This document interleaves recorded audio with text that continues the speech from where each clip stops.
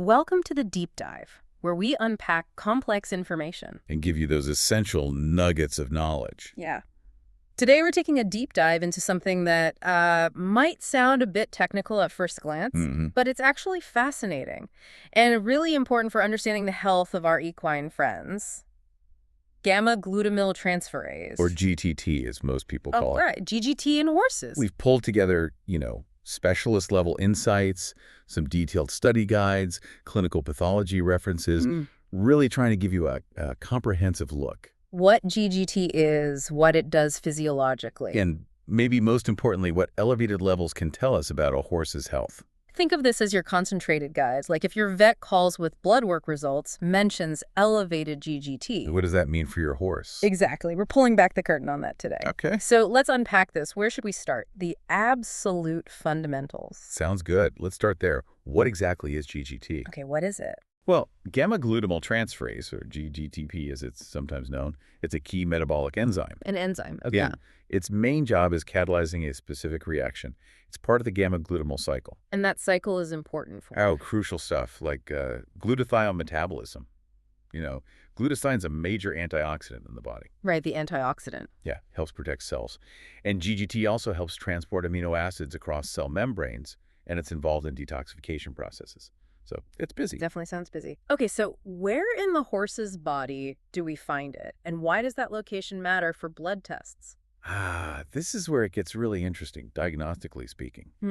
GGT is actually found in high concentrations in several tissues. Think kidney, pancreas, small intestine, even mammary gland and seminal vesicles. Wow, okay, lots of places. But, and this is the critical but for blood tests, when we measure GGT in the blood, the vast majority comes from one primary source, the liver.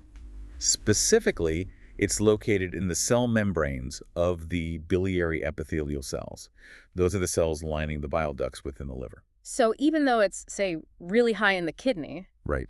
that doesn't usually show up in the blood. Is that a common misconception? That's a really crucial point to clarify. Yes. Yeah. Even though the kidney has tons of GGT, the enzyme mostly gets excreted into the urine. Ah, okay. So GGT in urine can signal kidney tubule problems, degeneration, or necrosis. But not in the blood. Not typically, no.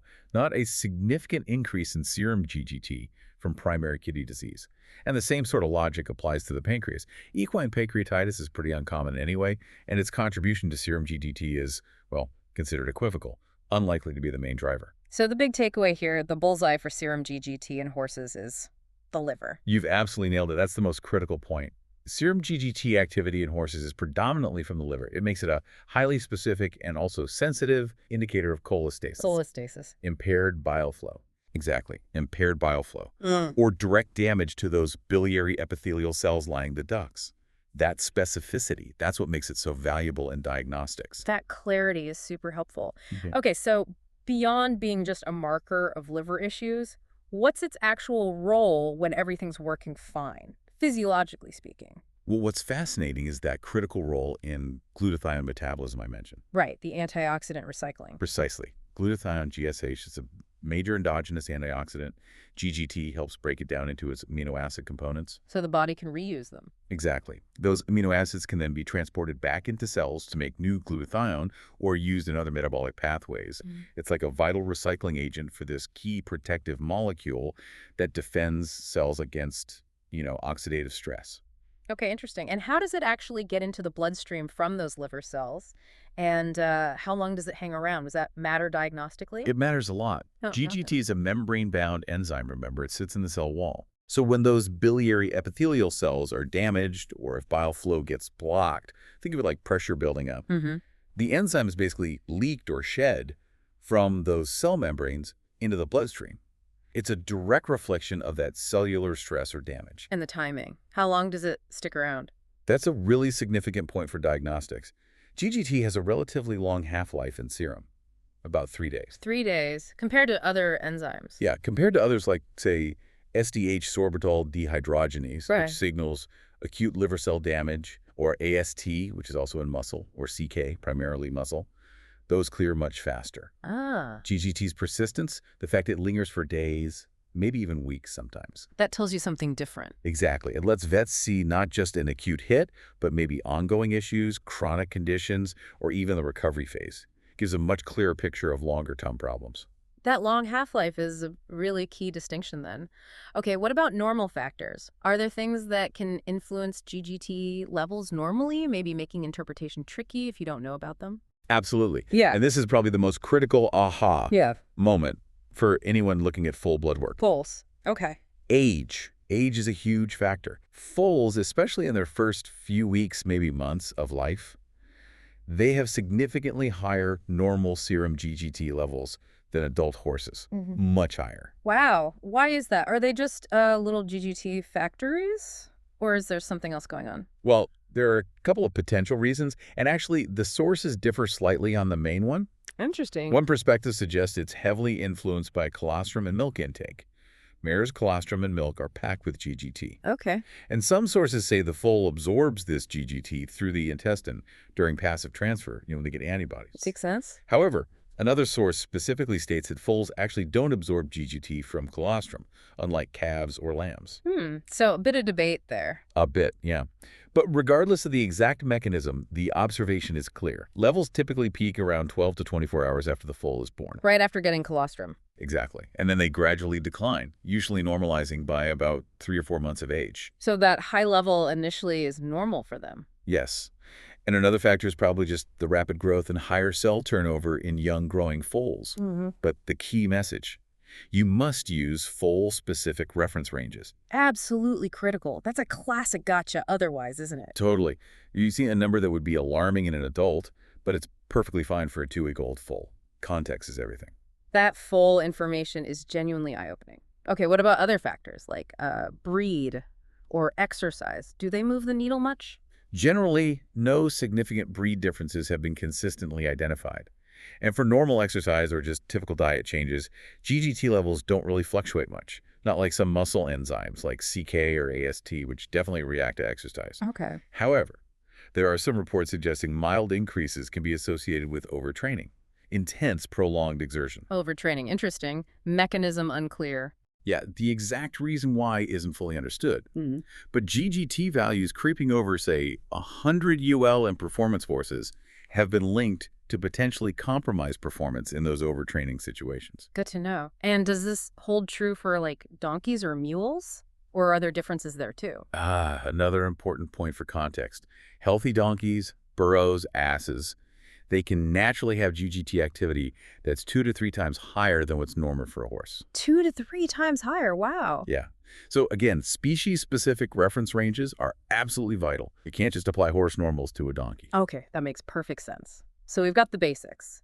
What it is, where it comes from mostly, the liver's biliary cells, its role in glutathione, the long half-life, and these crucial normal variations, especially age and foals and species differences. Right. Now let's get into the diagnostic heart of it. When GGT levels are elevated in an adult horse, what's the primary message that sends to a vet? Elevated serum GGT is a strong, pretty specific indicator of hepatobiliary disease. Hepatobiliary. So liver and bile duct related. Exactly. And primarily, it points towards cholestasis. Cholestasis again, that impaired bile flow. Can we dive a bit deeper into that? What kinds of things cause cholestasis or biliary disease? Sure. This really is the most common reason for seeing significantly high GGT. It covers 2 main scenarios. There's intrahepatic cholestasis. Meaning inside the liver. Right, where bile flow is impaired within the liver itself, maybe due to swelling or inflammation. And then there's extrahepatic biliary obstruction. Outside the liver, like a blockage. Exactly. An obstruction of the larger bile ducts outside the liver proper. And the causes, well, things like cholelithiasis. Gallstones. But horses don't have a gallbladder. Correct. No gallbladder. But they can still form stones within the bile ducts themselves. Ah, okay. Choliths. Yep. Also, cholangitis, that's inflammation of the bile ducts.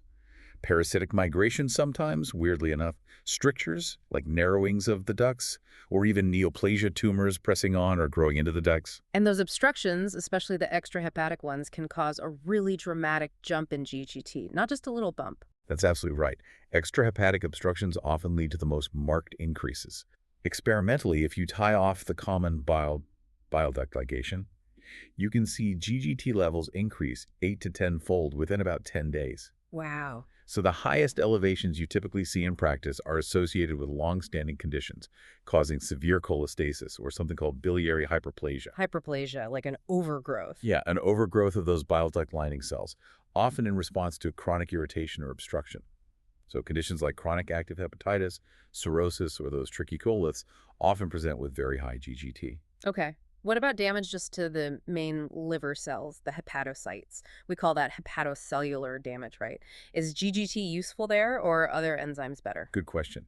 While GGT is primarily cholestatic, really severe hepatocellular necrosis, meaning widespread death of the main liver cells, can cause a secondary rise in GGT. No. Because all that damage and swelling disrupts the tiny intrahepatic bile channels, causing a sort of secondary cholestasis. I see. However, for detecting acute hepatocellular damage, other enzymes are more specific and sensitive. Things like SDH or GLDH, glutamate dehydrogenase, they spike much faster and higher with direct hepatocyte injury. So SDH and GLDH for acute cell damage, GGT more for the bile duct issues or chronic problems. Generally, yes. GGT elevations will often rise more slowly and persist longer, indicating that ongoing cholestatic component or maybe resolving damage rather than just the initial hit to the liver cells. Got it. Are there any other, maybe less common or slightly surprising causes for elevated GGT that listeners, especially horse owners, should maybe have on their radar? Yeah, it's worth considering a few other possibilities for a really thorough approach. Sometimes you can see mild to moderate elevations with certain drugs. Like what? Phenobarbital, sometimes used for seizures, or glucocorticoids, like steroids. Though, interestingly, this drug effect seems less consistent or pronounced in horses compared to dogs, where it's quite common. Okay. Also, certain intestinal diseases can cause mild GGT elevations, things like severe enteritis, inflammation of the gut, or lymphangiectasia. That's the one affecting lymphatic vessels. Right. Or inflammatory bowel disease, IBD. Yeah. The GGT rise there might be due to some secondary liver involvement, maybe inflammation tracking up the portal vein, or possibly increased intestinal permeability, allowing things to be absorbed that affect the liver. It's not always completely clear. And colic. I feel like colic comes up in relation to liver enzymes sometimes. It definitely does. That's a great point. No.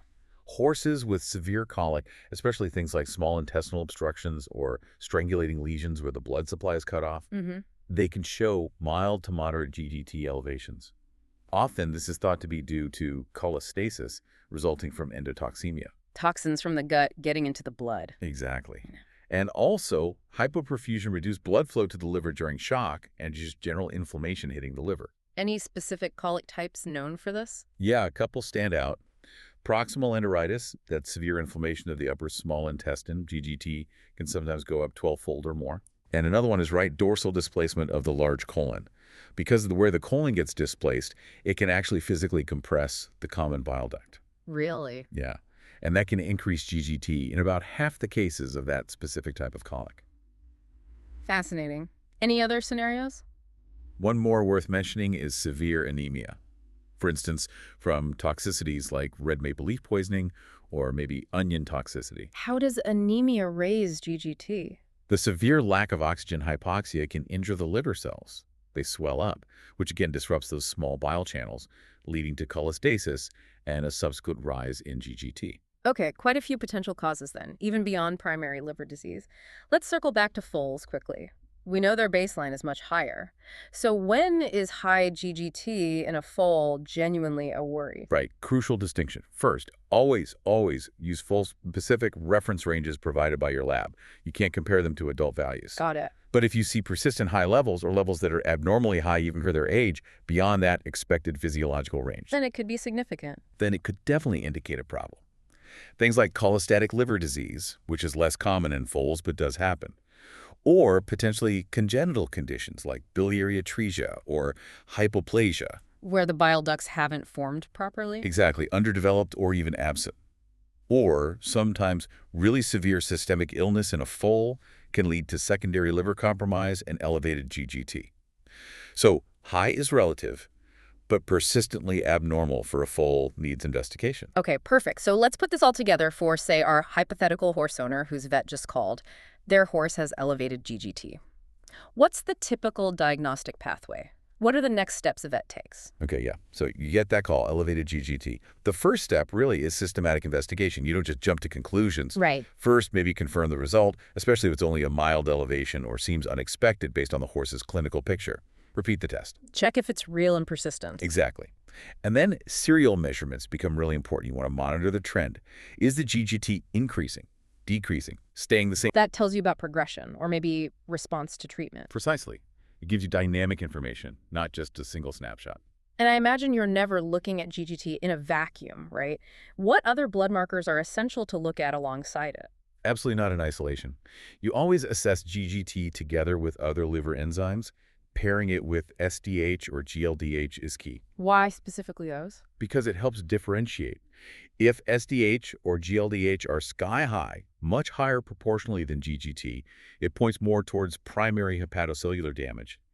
The main liver cells are acutely injured. Okay. But if GGT is proportionally much higher than SDH or GLDH, that strongly suggests primary cholestasis is the main issue, the bile flow problem. Makes sense. What about ALP, alkaline phosphatase? I know that's often on liver panels. Yep, you definitely look at ALP too. It also tends to increase with cholestasis. However, GGT is generally considered more specific for equine cholestasis than ALP. more specific, why is that? Because ALP can be elevated for other reasons in horses. Young, growing horses naturally have higher ALP because of bone growth. There's a bone isoenzyme. Ah, the bone component. Right, and ALP can also increase with glucocorticoid administration, sometimes more significantly than GGT does. So while you look at ALP, GGT often gives a clearer signal specifically for the biliary system. Okay, that's a helpful distinction. Now, beyond the blood work, what about the horse itself? What clinical signs are vets looking for during the physical exam? Oh, the clinical exam is absolutely fundamental. You're looking for those classic signs that might suggest liver disease, things like icterus. Jaundice, yellowing of the gums or eyes. Exactly. Also, signs of hepatic encephalopathy. That's the neurological syndrome that can happen when the liver isn't clearing toxins properly. What does that look like? It can range from mild depression or subtle changes in behavior to more obvious signs like ataxia in coordination, compulsive walking, head pressing against walls, circling, even seizures in severe cases. Scary stuff. What else? Photosensitization is another classic sign. Severe sunburn-like reactions on unpigmented skin when exposed to sunlight. Because the damaged liver can't process certain plant pigments properly. Precisely. Also, poor appetite, anorexia, weight loss over time, sometimes signs of colic, maybe low grade or recurrent. And you're also just assessing for general systemic illness. Is there a fever suggesting infection? Signs of inflammation elsewhere. Okay, so a thorough exam is crucial. Then for more advanced diagnostics, if you need to really visualize what's going on in the liver or bile ducts, what are the go-to tools? The gold standard really for assessing the liver structure and the biliary system is abdominal ultrasonography. Ultrasound. Yep, it lets the vet actually see the liver, assess its size, its texture or echogenicity, look for any focal lesions like masses or abscesses, and crucially, you can examine the biliary system itself. Looking for Dilation of the bile ducts, which would indicate obstruction or impaired flow, and looking for those coliths, the gallstones within the ducts. Ultrasound is excellent for that. So ultrasound gives you a fantastic visual. But what if you need a definitive diagnosis, especially for diffuse diseases affecting the whole liver? Is there a next step? Yes. For a definitive diagnosis of conditions like chronic active hepatitis or cirrhosis, that irreversible scarring, or cholangiohepatitis, which is inflammation of both bile ducts and surrounding liver tissue. Then you need a sample. Then a liver biopsy is often indicated. It's usually done percutaneously, meaning through the skin with a special needle. Ideally, it's guided by ultrasound to ensure you get a good sample safely. And that tissue tells you. It allows for histopathology. A pathologist examines the tissue architecture under a microscope. That can diagnose specific inflammatory patterns, fibrosis, cancer, etc. And you can also culture the biopsy sample if you suspect a bacterial infection is involved. Okay.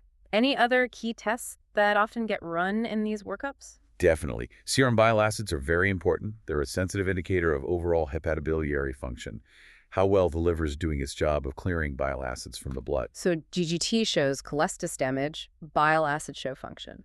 Kind of, yeah. They complement each other. Bile acids are usually measured pre- and post-feeding, though sometimes just a single sample is taken. Elevated bile acids suggest decreased liver function. And if you suspect hepatic encephalopathy based on clinical signs, The neurological signs. right, then measuring blood ammonia levels can be helpful, as ammonia is one of the key toxins the feeling liver can't clear. And of course, you'd look at a full CBC, complete blood count, a full biochemistry panel, and a urinalysis. They provide clues about anemia, inflammation, infection, glucose levels, protein levels like albumin, bilirubin, the whole picture. It's really a comprehensive investigation, putting all the pieces together. Exactly. It's detective work. This has been incredibly informative on the diagnostic side. But let's shift to treatment. If a horse has high GGT and you figure out the cause, can you actually treat the GGT level itself? Or is it always about the underlying disease? That's a really important question people ask, and the answer is no, you don't treat the GGT number. GGT is purely a diagnostic marker, an indicator light on the dashboard. Not the engine itself. Precisely. Treatment is always directed at the underlying cause of why the GGT is high, the cholestasis or the liver damage. The goal is to fix the root problem. So, if you can identify the cause, Then you target that. For example, if it's exposure to a toxic plant or feed, you remove that source immediately. If it's related to a drug, you discontinue the drug, if possible.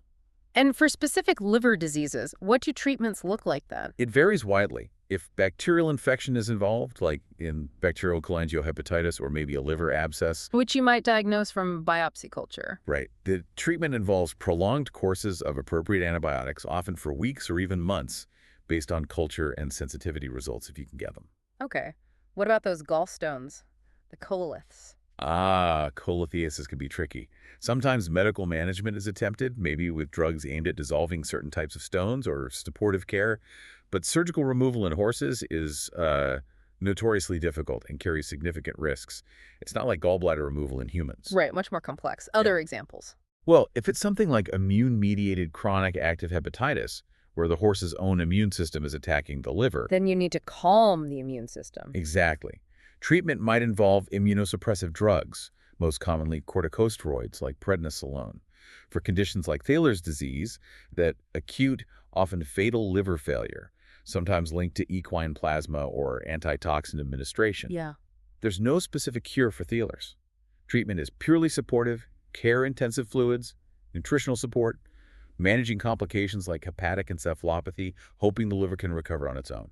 So very cause-dependent. Are there any general supportive therapies that help the liver regardless of the specific cause, things to help it function or heal? Yes, definitely. Adjunctive or supportive therapies are often a big part of the plan. These can include things like anti-inflammatories if inflammation is significant. Antioxidants and so-called hepatoprotectants are commonly used. Like what? Things like S-adenosylmethionine or SAMe. It helps promote glutathione synthesis, that important antioxidant we talked about. Right. Milk thistle extract, specifically silymarin, is another popular one, thought to have antioxidant and membrane stabilizing effects. Vitamin E is another potent antioxidant, often supplemented. Okay. Plus, general supportive care is key. Intravenous fluids, if the horse is dehydrated or sick, careful nutritional support, often small, frequent meals, maybe lower protein if there's concern about hepatic encephalopathy, and sometimes specific bile acids like ursodiol are used, thought to help make bile flow more easily and be less damaging. And for the neurological signs, the hepatic encephalopathy. For HE, management often involves things like lactulose syrup, which helps trap ammonia in the gut, and sometimes oral antibiotics like neomycin or metronidazole to reduce ammonia production by gut bacteria, basically trying to lower the load of toxins reaching the brain. Okay, a multi-pronged approach usually. Finally then, what about the bottom line, the prognosis? If a horse has elevated GGT, what does that mean for their chances? Is it always serious?